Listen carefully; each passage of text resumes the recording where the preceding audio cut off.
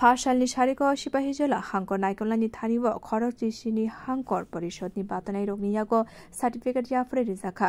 आरव खरक जिसिनि बिसिंग खरक जिनि बाताया कारिनो कप्लाय ओंखाति खरक जि हिनगे बातायमानि यागुलो कप्लाय ओंखा आ खरक जिनि कप्लाय ओंनाय रगनि मुं ओंखा सागरिका देबबर्मा सुप्रिया दास दत्त गुरंग भौमिक रकिया बेगम सुमित्रा दास राजकुमार देवनाथ सीमा भौमिक जवाहरलाल घोष मीनाक्षी दास बेला देवनाथ बिश्वजित दास पुष्प भौमिक बाबुल चंद्र दास पिंटू आइस मिलेनार नेजा प्रसन्नजित गोष्ठी सञ्जय सरकार आकर्षण कपलाय ओंनाय जतन बीजेपी भोटनि कैंडिडेट हने साइमान खा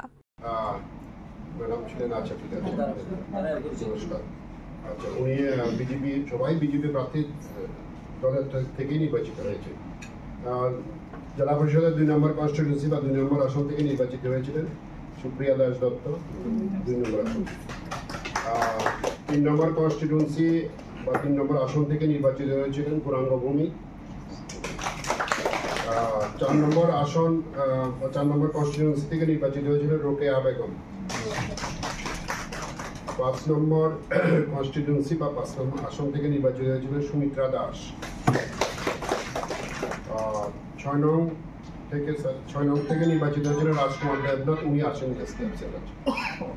7 নং কনস্টিটিউয়েন্সি বা 7 নং আসন থেকে নির্বাচিত হয়েছিলেন সীমা ভৌমিক 8 নং কনস্টিটিউয়েন্সি বা 8 নং আসন থেকে নির্বাচিত হয়েছিলেন জওহরলাল ঘোষ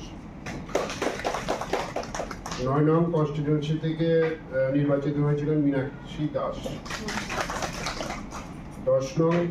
কনস্টিটিউয়েন্সি থেকে নির্বাচিত হয়েছিলেন বেলা দেবনাথ 11 নং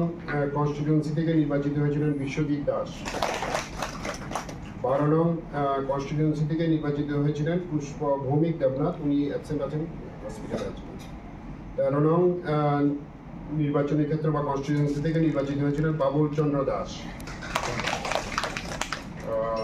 14 নং কনস্টিটিউয়েন্সি থেকে নির্বাচিত হয়েছিলেন পিন্টু আইস 15 নং কনস্টিটিউয়েন্সি থেকে নির্বাচিত হয়েছিলেন মিলনের নেসা 16 নং কনস্টিটিউয়েন্সি বা 16 নং আসন থেকে নির্বাচিত হয়েছিলেন প্রসেনজিৎ ঘোষ 17 নং কনস্টিটিউয়েন্সি থেকে নির্বাচিত হয়েছিলেন সঞ্জয় সরকার। Bureau report কখরা।